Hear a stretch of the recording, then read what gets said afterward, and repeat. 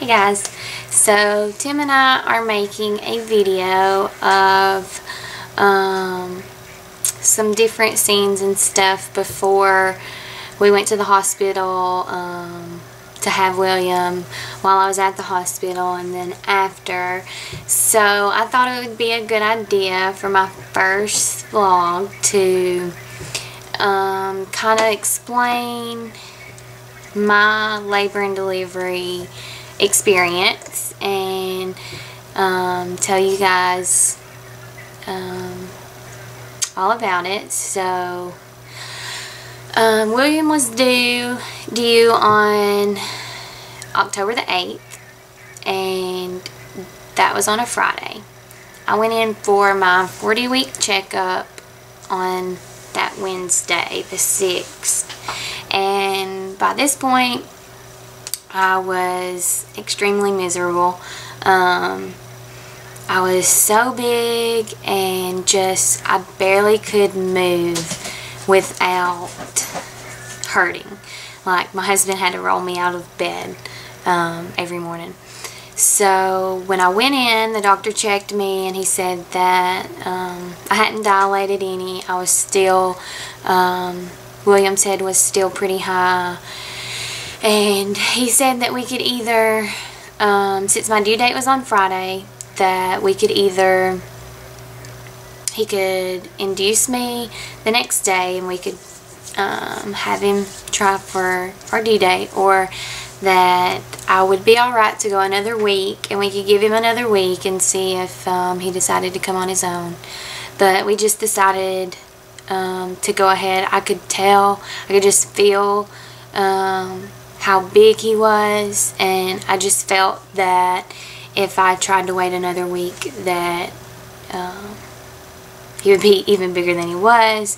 And it turns out I was right in not waiting. He weighed 10 pounds 10 ounces, and I think if I would have tried to wait that extra week, I don't think I would have been able to have him naturally.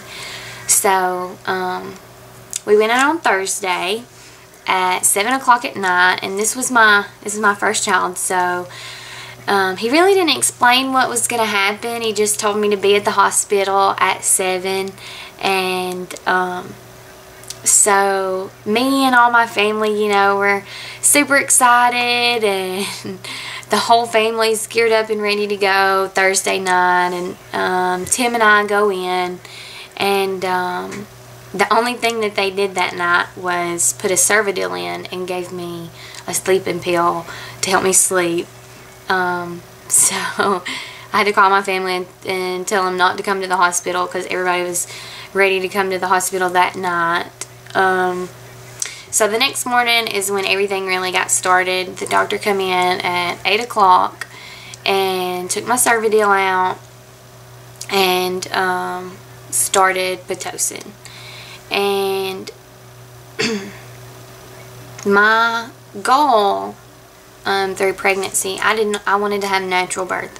I didn't want to have any medication. So but the only bad thing about it is the hospital that we were at, once you get there, you're in the bed. That's it. They don't let you move around. You can't use a yoga ball or any of these things. And I didn't find that out until I mean, like a couple of months before it was time to go in.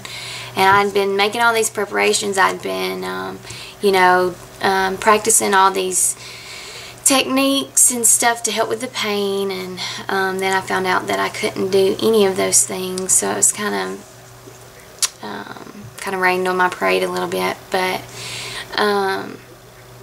when I got in there, I labored for 12 hours, and because we had Will at about 7:50 that Friday night on his due date, October the 8th,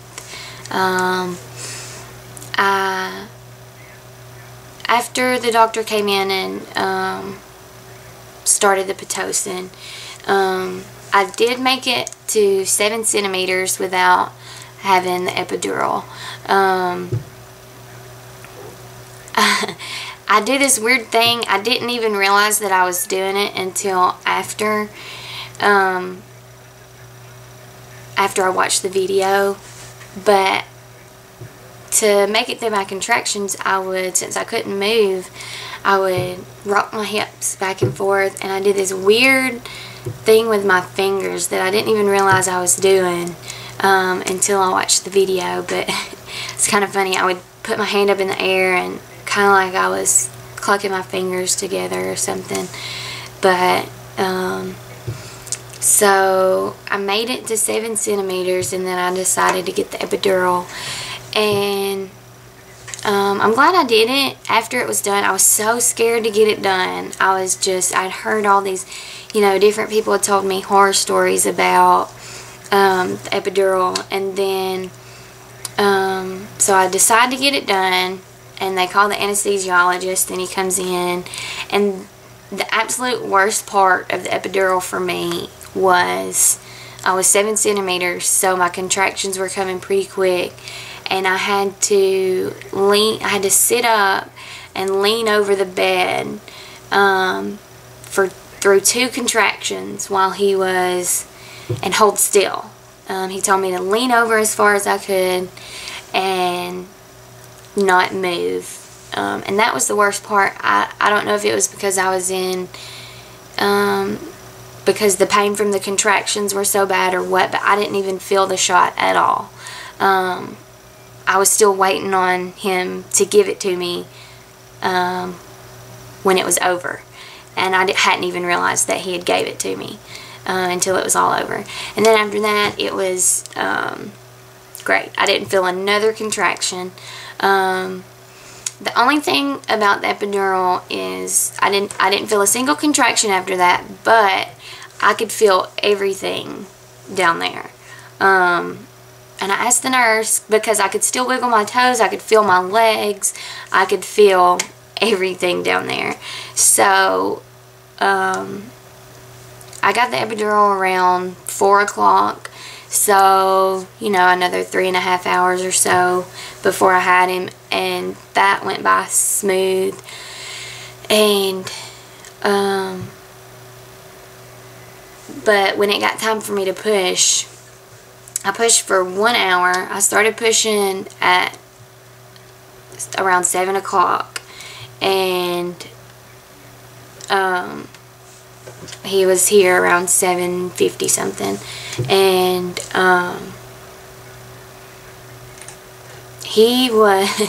it was very, I could feel almost everything down there. I don't know how it would have felt if I hadn't had the epidural, but I felt everything down there. So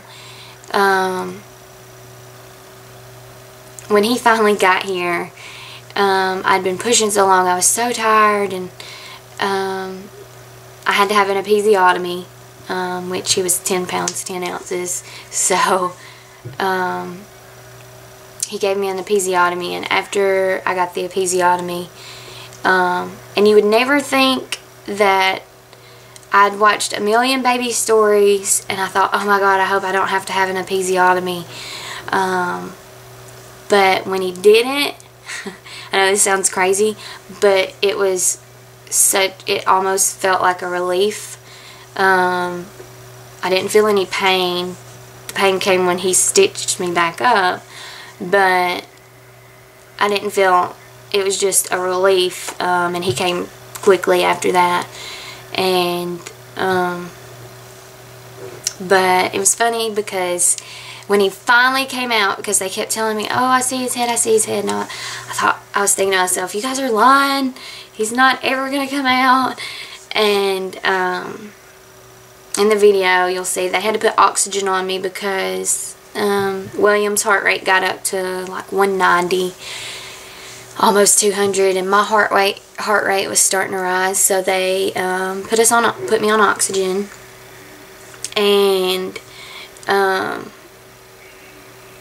the funny thing though is when he's finally born, and you know, I'm just in this zone, I'm zoned in trying to get him out, and they immediately put him on my chest, and everybody's just like and at first I thought something was wrong, and I was like, oh my gosh, what's wrong? But everybody was just amazed at how big he was. And even the doctor was like, I just delivered a 3-month-old. But so that's my story. It was actually it was not as bad as, the contractions weren't as bad as I thought they were going to be, and the epidural was nothing like I thought it was going to be. I had a really good experience with my epidural, and I was very glad I got it.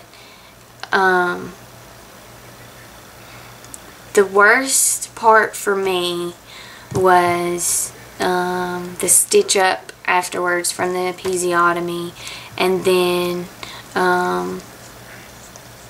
just the actual birth and stuff wasn't bad for me. It was just all the after effects. That was the worst part. But he got here. He was so big they wanted to check him and make sure he didn't have high blood sugar. So they had to prick his foot a couple of times, but his levels were, or his, he was level or whatever, I don't know. But I think I had a pretty good labor and delivery. I was in labor for almost 12 hours, and I had a really good support team of my husband and my mom and mother-in-law, and they really coached me through it, and I think it went as well as it possibly could have. And we're going to post a video.